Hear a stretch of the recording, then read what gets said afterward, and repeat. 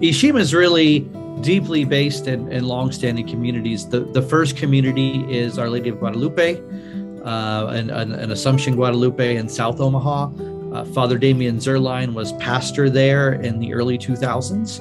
And when he was there, he started to think about ways that he could connect the people in West Omaha and in communities in West Omaha with the lives of those in South Omaha and the realities that they faced that often led to them coming to the United States and starting fresh here.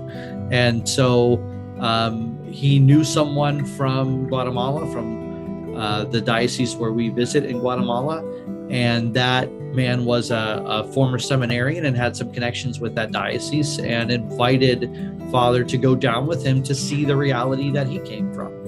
And as he was there, he met the Bishop of Huehuetenango, and Father Damien came back with this idea of finding a connection. And it started with St. Vincent de Paul, another somewhat new but still long-standing community in West Omaha, offering to maybe be a sister parish. But then the Bishop of Huehuetenango suggested that we should instead become a diocese to diocese connection. Mission trip, I think the biggest thing to understand is it comes from this call to solidarity that started with Pope John Paul II, when he asked that people from the countries like ours, with a lot of wealth, develop connections with Catholics from countries where there isn't as much wealth, and that we get to know each other in a unique and special way. And so that's really the focus of the trip. We do work. We work in schools, we do medical clinics, but the real work is one of presence and relationship building. So that's been something new, that even folks who might have previously lived here but have moved away, or had a connection with the Notre Dame Sisters in the past and are watching this but have retired or gone on different parts of life, they're more than welcome to join us, as this unique experience is a kind of experience I have not seen in other archdioceses. Mission is done in different ways in a lot of places. I've been involved in IXIM since 2003. I think one of the major parts of IXIM is the trip. We invite people to go with us to Guatemala. It's a interdiocesan solidarity kind of program, which is real different than anything I've ever done before. Archdiocese of Omaha connected with the Diocese of Huehuetenango in Guatemala.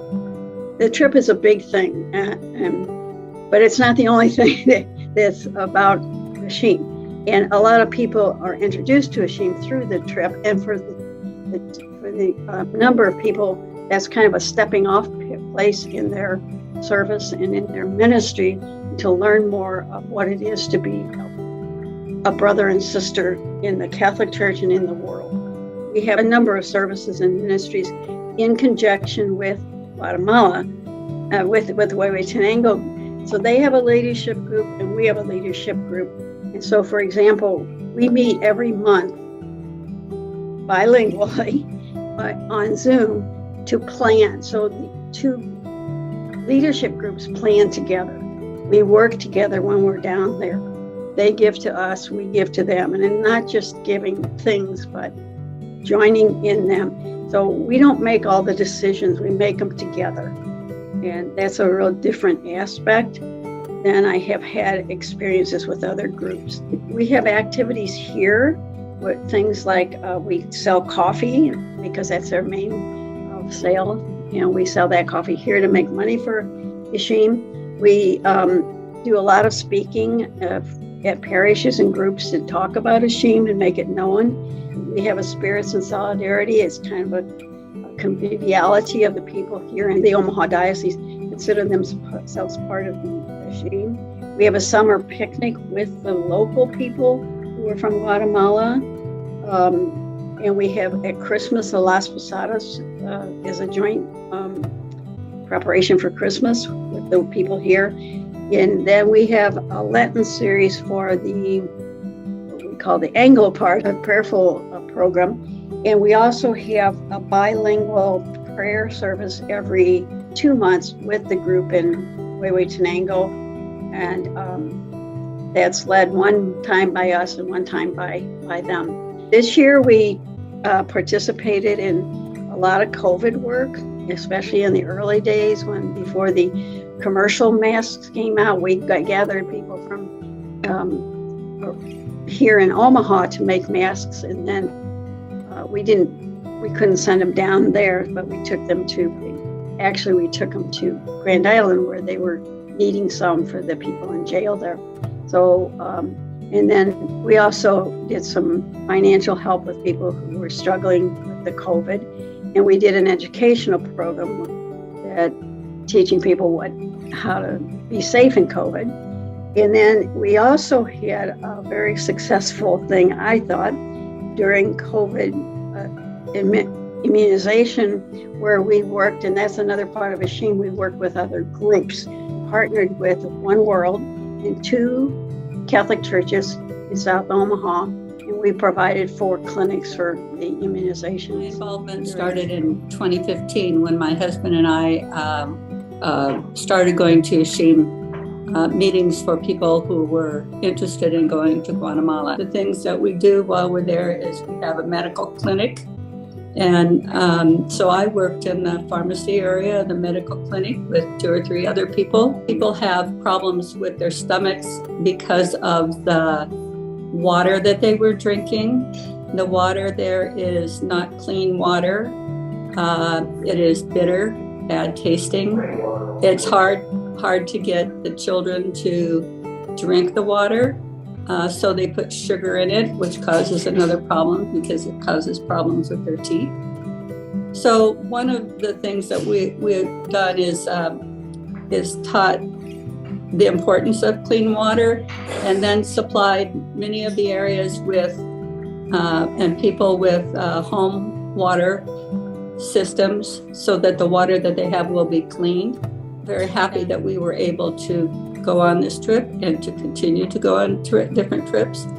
And the service that we provide for others has been, amazing to us. And we're just very, very happy that we can do that type of thing.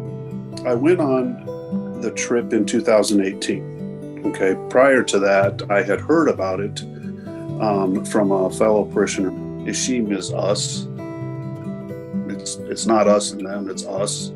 We're all together. We're very immersed in working together in solidarity with the people in Huehuetenango and the people of Guatemala. So I believe that IXIM is doing it right. Don't see myself ever not being a part of it as long as God allows me to be a part of it. To me, hospitality is a sacred value.